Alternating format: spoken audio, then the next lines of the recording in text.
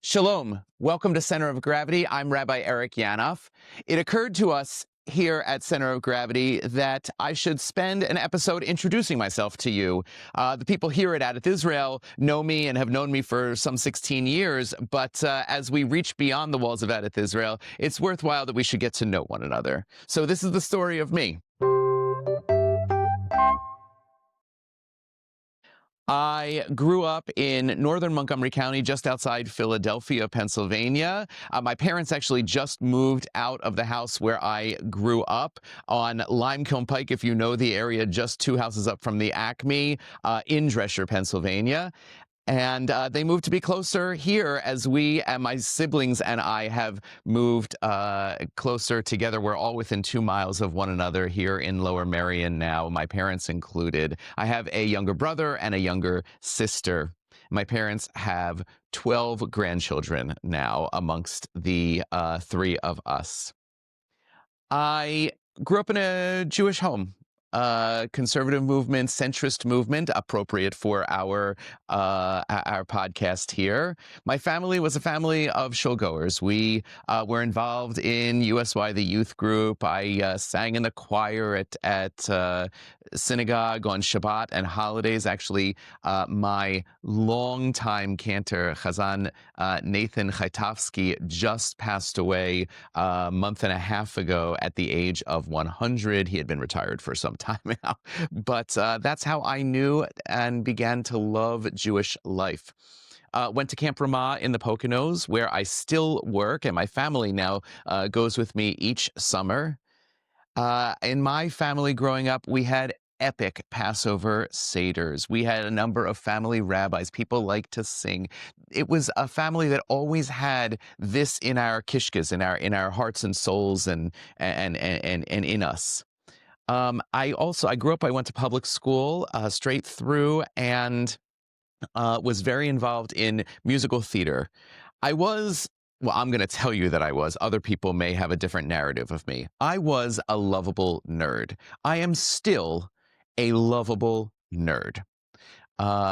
If you want to ask other people's opinion of that, by all means, please do so. But as I said, I was involved in musical theater, had a nice group of friends that way. Here's a little known fact about me. This is one of the facts that I often share when people say in an icebreaker, share something that few people know about you. Unfortunately, I've shared it enough that now many people know it about me. I was the mascot for my high school, the Upper Dublin Cardinal, and later on, the Princeton Tiger. I have a lot of stories about that, and that's worthy of another podcast as well. The short version, the teaser, is that I was asked to be the Princeton Tiger mascot for the time when Princeton went to the NCAA basketball tournament and dethroned the defending champs. And so if you go on YouTube, you can find pictures at the very end of the game of me running around like a crazy person in a tiger costume. You can't recognize me, but that's when that happened, I believe, 1996. At Princeton, I was also involved in musical theater. I was involved in an organization called the Triangle Club. It's the country's oldest touring collegiate group that writes its own Broadway-style musical comedy each year, still doing it. I'm still involved with Triangle. And I learned not only the love of performance, but also I gained a love of the whole process of what it means to put on an experience for people, from a blank piece of paper composing music to a fully produced with full tech and orchestra show. These lessons are lessons that I still use when I think about what will move a congregation of people when we gather, for example, on the high holidays. I learned through the Princeton Triangle Club the power of music and the power of humor as 2 tools that can be used to move people, to tell a story, to bring people closer together. I also learned that the power of humor in a few growing edge moments that it can be used to push people further away and alienate people. And so I am very mindful of that. Also probably worth another podcast, is the power of humor. Throughout my life, from about, I would say, grade 7 or maybe even a little bit earlier through the beginning of college, I thought and I told everyone that I wanted to be a doctor. I enjoyed the idea of helping people in a moment of critical need. I enjoyed the idea of being with people in a moment of vulnerability where I had a cache of wisdom or expertise that, if shared appropriately, could help them in that moment. This was the assumption going into college, going through the first year or even 2 years of college. And then I started to have doubts. I started to take classes in literature and Jewish thought. Spoiler alert, my major in college was comparative literature with a minor in Judaic studies. And all the while, I was still working at Camp Ramah, working for USY, the youth group that had essentially raised me as a Jew. I was helping them and staffing their Shabbatonim, the Shabbat coming together moments for them. I was volunteering. I was working from college at the local synagogue weekly on Shabbat, leading their junior congregation. I'm proud to say that more than one of the people from that original junior congregation are either members of Adath Israel or themselves became rabbis. And so I like to think it had some staying power. And I was doing all of these things and increasingly becoming a little bit disaffected with my pre-med studies. I still was interested in science. I still was interested in helping people. And I thought, well, maybe it's the coursework. I was getting through organic chemistry, for example, and the end point would be worth the hard work, as many people say it is, as many doctors say it is. And so I thought about that for a while and ongoing, taking both the pre-med coursework and the literature and Jewish studies coursework. And I started to doubt my path. And as I tell it, because it's true, I was at Camp Ramah one summer, and I started to stress. It was a summer between, I believe, my sophomore and junior years of college. And I was stressing about, what am I going to do with my life? This doesn't feel right, going into medicine. It's a wonderful path. Doesn't feel like my path. And I remember sitting at the outdoor synagogue one evening, lost in my thoughts at Camp Ramah, and for once not thinking, what am I going to do with my life? What am I going to do with my life? With anxiety. And something popped into my head, and it was that I should do this. And I looked around, and there were people engaging in prayer and community and loving one another and building a deep, deep bond through the fostering of Jewish community and identity. And it took me a while to figure out what this was. And I started to ask people around me about the rabbinate, about becoming a rabbi. There were rabbis at camp. I want to credit Rabbi Alan Lucas as one of those rabbis that guided me on this path. He will say that he knew longer than I did, earlier than I did. And I had to deal with my parents because I'd had this long time path of becoming a doctor, that I would explore alternate paths, specifically the rabbinate. I would ask the rabbis in my family, of which there are a few. And at the same time, I wouldn't throw out the path of medicine as I was on my search. That was the deal with my parents. And as this was going on, you have to apply to medical school. The path begins with the MCATs and everything pretty early in college. And so I actually, also a little known fact about me, actually got into a medical school before I was able to withdraw my application so that other people could get in. And I had applied to the Jewish Theological Seminary. But rewinding for just a moment, in my search of what it meant to become a rabbi, I really had a number of very deep conversations. And I want to share one with you. This was with my great aunt, Shalamith Elster of blessed memory. And I'm going to imagine that some of the people listening to this podcast, when I say the name Shalamith Elster, will have a moment of awe, because she was a noted Jewish educator nationally and specifically in the greater Washington, D.C. area. So I was speaking with Aunt Shalamith about this idea, and she said, well, Eric, tell me a little bit about what you've been doing. And I said, well, I've been keeping live my pre-med requirements, but really in all the time that I have, I'm working at a junior congregation local to campus. I'm spending my summers at Camp Ramah. I have gotten very involved in Jewish community and Jewish music, even on campus, and all of these other things that I already shared with you. And she said to me these words, and this kind of sealed the deal for me. She said, Eric, sometimes we don't know the path we're on until we look backwards behind us and see the steps that we've already taken. And when we look backwards and see the path that we've walked so far, the path ahead becomes more clear. And the truth is, I had taken a lot of steps towards the rabbinate without even knowing. I had already applied to JTS. I received my acceptance, thank goodness. And I have to say that every day since then, every moment of study, every moment in the professional rabbinate has been a confirmation of that path, of the steps I had taken to that point and the steps that I have taken since that clarify my steps forward, future now. I love what I do. I love the study. I love how we prize in Judaism curiosity. I love the Jewish people, and I love individual Jewish people. I love the idea of searching with people.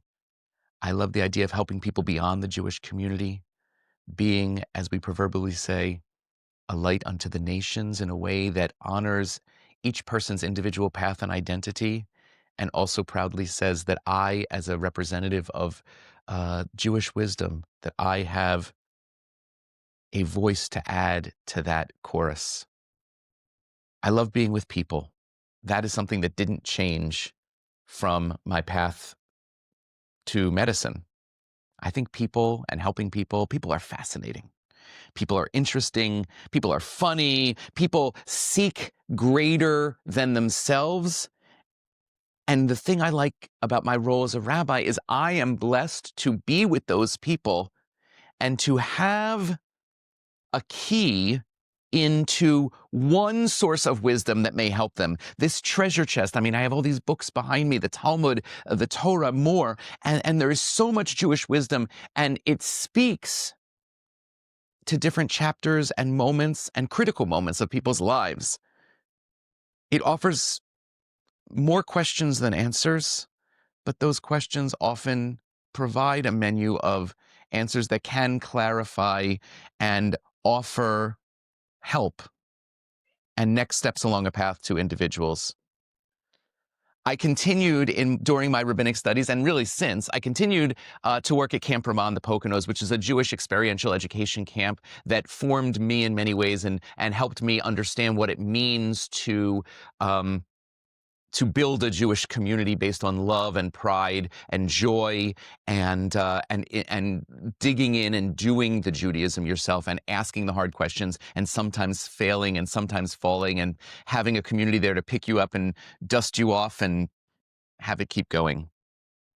But the most important thing in that chapter of my life during rabbinical school or just before rabbinical school that happened at Camp Ramah is that I met Deva. I didn't know at the time she was to be my wife, spoiler alert. She and I were working on staff together at Camp Ramah. Deva knew my brother because they are the same age and had been at camp together with my brother Adam. And she knew that Adam's brother Eric was on a path to medical school. That was the last thing that she had heard of me. And she tells the story, which I will tell, that when we reintroduced ourselves to one another. First of all, we had a sort of first meeting, awkward hug. I don't know why we hugged, but camp is a sort of huggy place as well. And then as we were talking very, very early in that time, getting to know one another, and I told her I was on the path to rabbinical school, Deva, because of what was already in her head from what she knew about me, she heard medical school. And for the first too long of our friendship that became a relationship, she thought that this person that she had met, that she was interested in and I was interested in her, She thought that I was going to medical school. It took a while. It took too long for her to realize the path that was ahead of me. Didn't sway her. We got married in 2003 on September 7th, which that year was almost a full month before the holidays, the high holidays. They were late that year. That was a rookie mistake for me, because now our anniversary always falls just before the high holidays, on a typically timed high holidays. I was ordained that next spring, 2004, and took a pulpit outside of Detroit, suburban Detroit, called Sharet Tzedek. Detroit is a wonderful, beautiful, tight-knit Jewish community. It's a Midwest Jewish community. I tell the story that the Midwest is lovingly different. I had spent the prior 6 years in New York, where you go to Starbucks, you have your order ready long before you get to the register. And my grande sugar-free vanilla latte with whip came right off my tongue like this. The first time I walked into a Starbucks in suburban Detroit, I was ready with my order, because that's what you do. You don't want to tick off the people who are behind you in line in Manhattan. And I walk in and I'm ready to give my order, and the person behind the register says, "Good morning. How are you this fine morning?" At which point I froze. I didn't know how to answer that. I only knew to say grande sugar-free vanilla latte with whip. And that was my introduction to the Midwest. Lovely Jewish community. I learned so much there. We had our first child there, Aiden. And after that, with my parents and my family on the East Coast, and David's family also in central Pennsylvania, we felt that tug eastward. I made the joke from the medieval Jewish poem, "My Heart is in the East." That was talking about Israel, but our heart was on the East Coast. And there was this opportunity that came up to sculpt my own rabbinic voice, to be closer to family, to find a community that was ready to go. That community was named Adath, Israel. The fall of 2009, late fall of 2009, Deva and I were in a movie theater. That was rare for us, watching the movie A Serious Man, which is a spoof movie about rabbinic relationships and things like that. And I got a call that the caller ID was Glenn Unterberger. Glenn Unterberger, now of blessed memory, sadly, was one of the co-chairs of the search committee at Adath Israel. And I walked out of this movie. I have never seen the full movie straight through since. And he invited me to come to an interview at Adath Israel.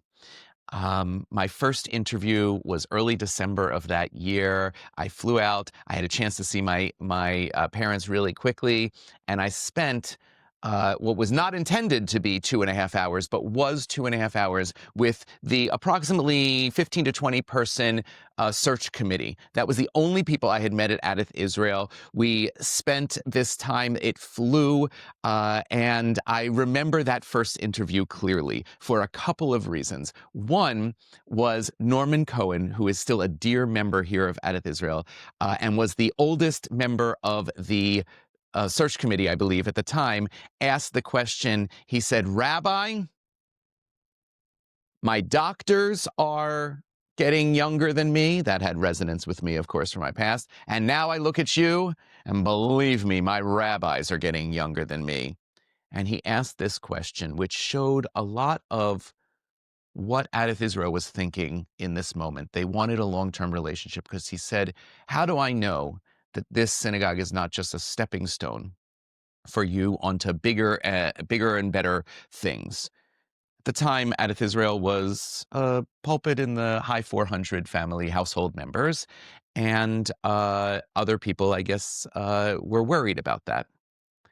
And so they all looked at me, and I said the following. I said, "I can't make that promise. We're just getting to know one another. However, I will tell you what I understand to be success in the trajectory of a rabbinic career.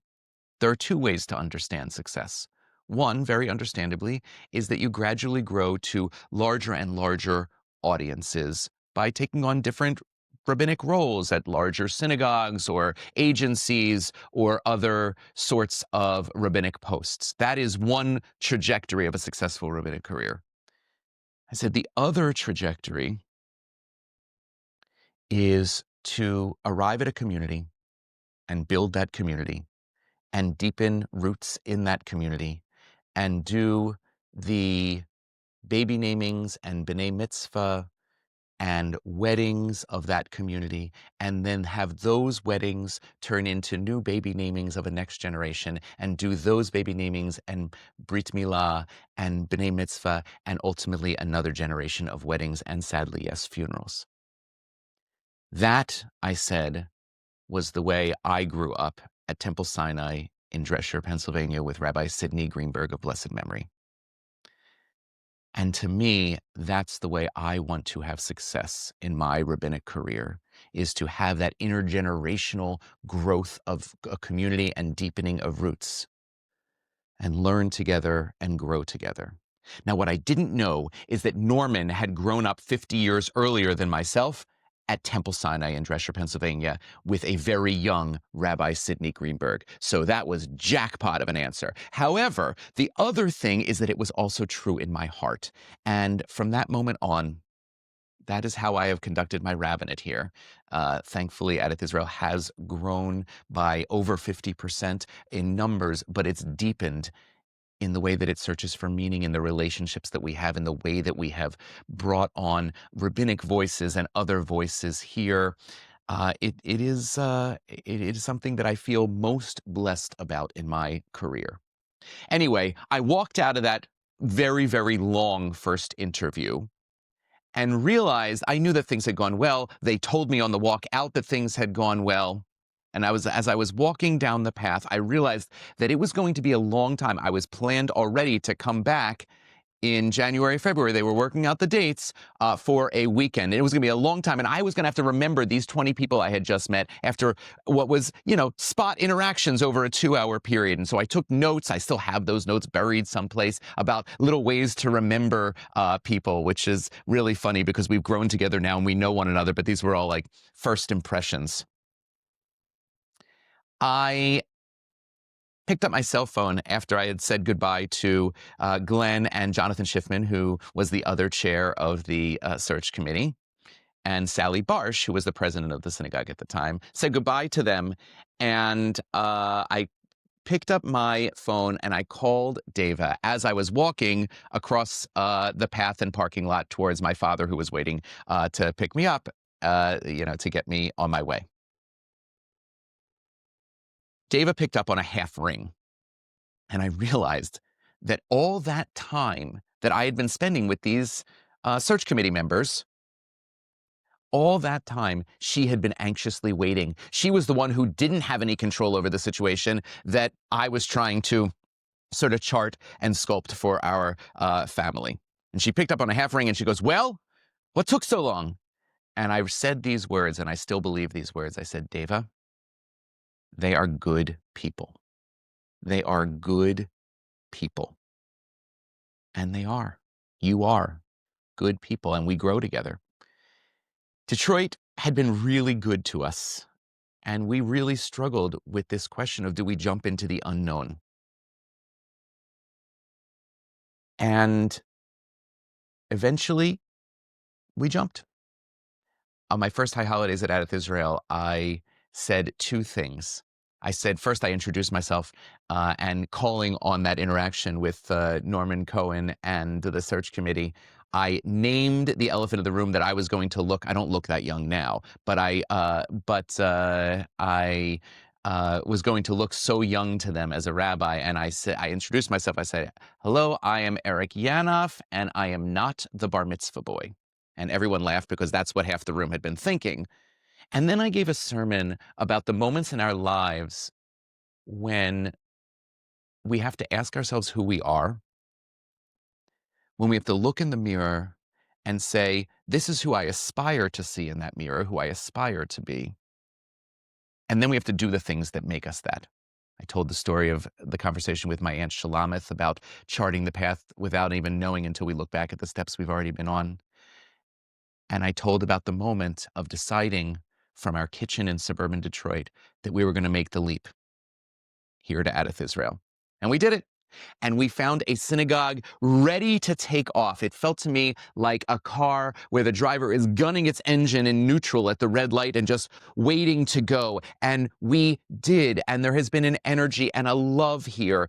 We joined at the end of my first year with suburban JCC B'nai Aaron, a synagogue in Havertown that was closing its doors. And they had a beautiful community. Were understandably nervous about what it meant to join into an already existing community. And I was able to say to those prospective members as they were coming over collectively, I was saying, hey, I'm one of the newest members of Adath Israel too. Let's learn everyone's names together. And I learned their names and I learned everyone's names. And ever since, through growth and yes, some growing pains and some learning and growing edges, I can say still, these are good people. They're good people. And there are more of them. It feels like a next generation has infused into Adath Israel leadership without losing the prior. Certainly, COVID was tricky because in the moment we had to, as everyone did, redefine what it meant to gather as a community. And a synagogue, the word in Hebrew for synagogue is Beit Knesset, a house of gathering. How were we going to gather? So that was difficult. And the other thing that COVID did, as we always were looking to the horizon and saying, what is our 5-year outlook seem like? What is our 10-year outlook? It took that horizon and it accelerated it to us, which also caused some growing pains. I've been blessed to have rabbinic partnerships. First, when I first got here, with Rabbi Bob Rubin, who existed as a rabbi at Beth Tefillah, another synagogue that had joined into Adath Israel and was a leader there and beloved. And eventually he also moved on to a wonderful community in northern Jersey.